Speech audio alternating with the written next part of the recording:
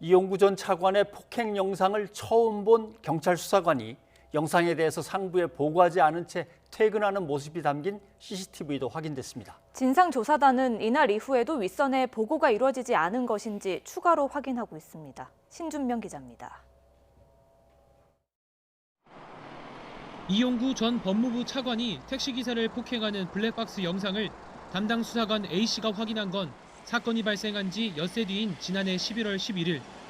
당시 블랙박스 메모리 카드를 되찾으러 온 택시기사에게 A씨는 폭행으로 목덜미를 다친 사진을 다시 보자고 요구했고, 이 과정에서 기사 휴대전화에 담긴 폭행 영상을 봤다는 게 서울경찰청 진상조사단 관계자의 설명입니다.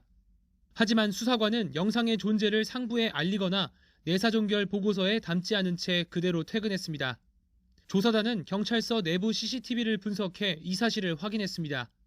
현재까지 진상조사단은 당시 서초서 형사과장과 직속 형사팀장이 영상에 대해 전달받지 못했다고 보는 것으로 전해졌습니다.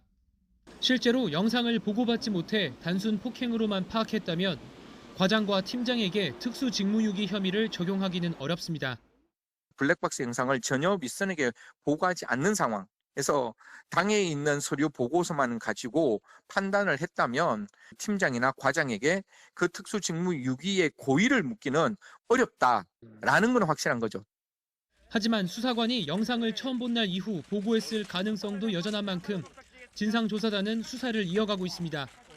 이와 함께 당시 특가법상 운전자 폭행 판례 검토가 적절했는지뿐만 아니라 유사한 내사종결 사건과의 형평성 등을 따지며 조직적 무마 정황이 있는지를 살피고 있습니다. YTN 신준명입니다.